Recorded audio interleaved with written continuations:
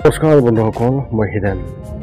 আজি এই ভিডিঅ'ৰ উদ্দেশ্য হৈছে দান কৰাৰ আগতে আমি কোনকেইটা নিয়মৰ বিষয়ে জনাটো অত্যন্ত প্ৰয়োজন, যাতে আমি শুদ্ধভাৱে দান কৰিব পাৰোঁ, যাৰ ফলত আমাৰ যাতে কোনো ক্ষতি নহয়। প্ৰথমে মোৰ চেনেলটো আপোনালোকে ছাবস্ক্ৰাইব কৰি ল'ব, যাতে মোৰ পিছৰ ভিডিঅ'বিলাক আপোনালোকে সহজে লাভ কৰিব পাৰে। লগতে মোৰ ভিডিঅ' যদি ভাল লাগে তেন্তে লাইক আৰু শ্বেয়াৰ কৰিব, কমেণ্ট কৰি আপোনালোকৰ মনোভাৱ প্ৰকাশ কৰিব।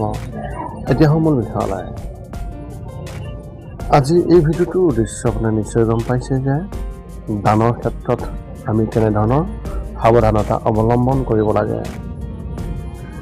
দানৰ মহিমা প্ৰতিটো ধৰ্মতে বিশেষভাৱে বিবেচনা কৰা হয়, কিন্তু কাক আৰু কি পদ্ধতিৰে দান কৰিব লাগে সেই বিষয়ে শাস্ত্ৰত বহুতেই কম উল্লেখ কৰা হয়, আৰু ইয়াৰ উল্লেখ অতি কম। ইয়াত আপোনালোকক এই ভিডিঅ'টোৰ জৰিয়তে দানৰ ক্ষেত্ৰত কোনকেইটা নিয়ম মানি চলাটো অত্যন্ত প্ৰয়োজন আৰু কোনকেইটা নিয়ম পালন কৰাটো অত্যন্ত প্ৰয়োজন, তাৰে সম্পূৰ্ণ তথ্য আপোনালোকক এই ভিডিঅ'টোৰ জৰিয়তে আগবঢ়া হৈছে, যাতে আপোনালোকে দান দক্ষিণা দি আপোনালোকৰ মনৰ কামনা পূৰণৰ লগতে জীৱন মংগলময় হৈ পৰক আৰু শাৰীৰিক মানসিকভাৱেও আপোনালোকে সুস্থ হৈ থাকক। এতিয়া আগবাঢ়িছোঁ সেই দানৰ ক্ষেত্ৰত কোনকেইটা নিয়ম অৱলম্বন কৰিব লাগে। সৰ্বপ্ৰথম, দাতাই পূব দিশলৈ মুখ কৰি দান দিব লাগে আৰু দান লোৱা ব্যক্তিজনে উত্তৰ দিশলৈ মুখ কৰি গ্ৰহণ কৰিব লাগে। এনে কৰিলে দাতাৰ বয়স বৃদ্ধি পায় আৰু গ্ৰহণকাৰীৰ বয়সো কমি নাযায়।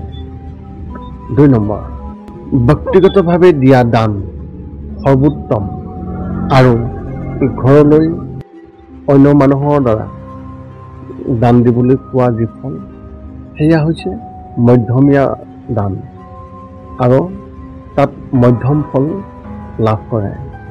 আৰু গৰু, ব্ৰাহ্মণ আৰু ৰোগীক কিবা এটা দিওঁতে সেই বস্তু নিদিবলৈ উপদেশ দিয়াজনে যন্ত্ৰণাত ভুগিবলগীয়া হয়।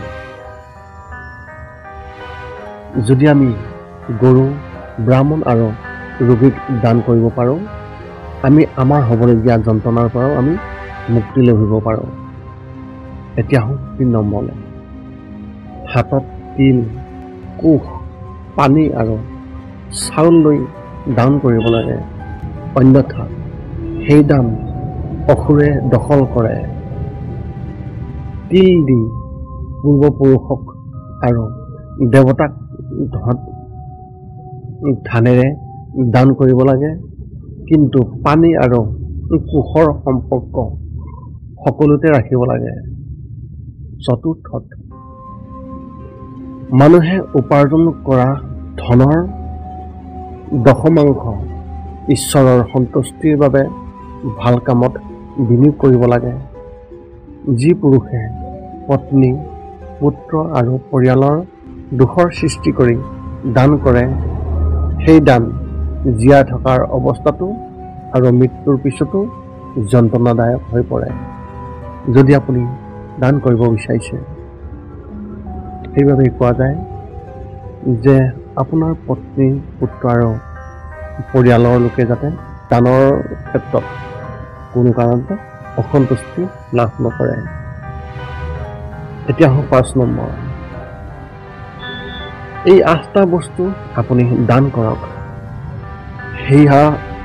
সেই হৈছে খাদ্য, পানী, ঘোঁৰা, গৰু, কাপোৰ, বিচনা, ছাতি আৰু আসন দান কৰক, যাৰ ফলত আপোনাৰ মৃত্যুৰ পিছত হোৱা দুখ কষ্ট ধ্বংস হৈ পৰে।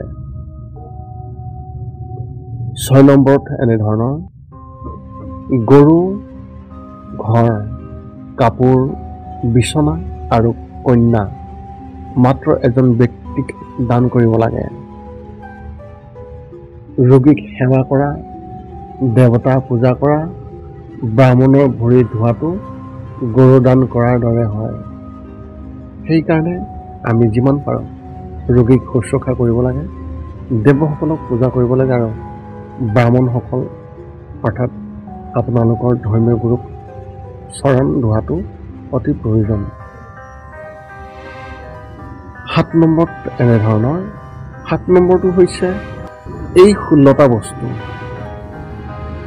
সেই 16টা বস্তু হৈছে গৰু, সোণ, ৰূপ, ৰত্ন, জ্ঞান, তিল, ছোৱালী, হাতী, ঘোঁৰা, বিচনা, কাপোৰ, মাটি, খাদ্য, গাখীৰ, ছাতি আৰু ঘৰৰ প্ৰয়োজনীয় এই সামগ্ৰীবোৰে দানৰ ক্ষেত্ৰত মহান দান বুলি কোৱা হয়। যদি পাৰে আপোনালোকেও চেষ্টা কৰক। ইয়াৰে সম্পূৰ্ণ কৰিব নোৱাৰিলেও আপোনালোকে কিছু সংখ্যক হ'লেও আপুনি দান কৰিবলৈ চেষ্টা কৰক। 8 নম্বৰটো হৈছে অশিক্ষিত ব্ৰাহ্মণে দান গ্ৰহণ কৰিব নালাগে। দান গ্ৰহণ কৰিলে সেই ব্ৰাহ্মণৰো বিশেষ ক্ষতি হয়। সদৌ শেষৰ যি নিয়ম, সেই নিয়ম হৈছে নিঃস্ব, অন্ধ, দৰিদ্ৰ, অনাথ, বোবা, প্ৰতিবন্ধী আৰু ৰোগীৰ খোৱাৰ বাবে দিয়া ধন অতি ডাঙৰ গুণ আছে। সেইকাৰণে আপোনালোকে এইকেইটাটো আপোনালোকে দান কৰিবলৈ চেষ্টা কৰক আৰু সেৱা কৰিবলৈ চেষ্টা কৰক, যাতে আপোনালোকৰ মংগল কামনা হয় আৰু আপোনাৰ মংগল হয়। এই আছিল এই দানৰ ক্ষেত্ৰত যি 9টা নিয়ম। আপোনালোক সকলোৰে মংগল কামনা কৰি আজি এই ভিডিঅ'টো ইমানতে সমাপ্ত কৰিছোঁ। পুনৰ লগ পাম অন্য এটা ভিডিঅ'ত। আজিলৈ ধন্যবাদ।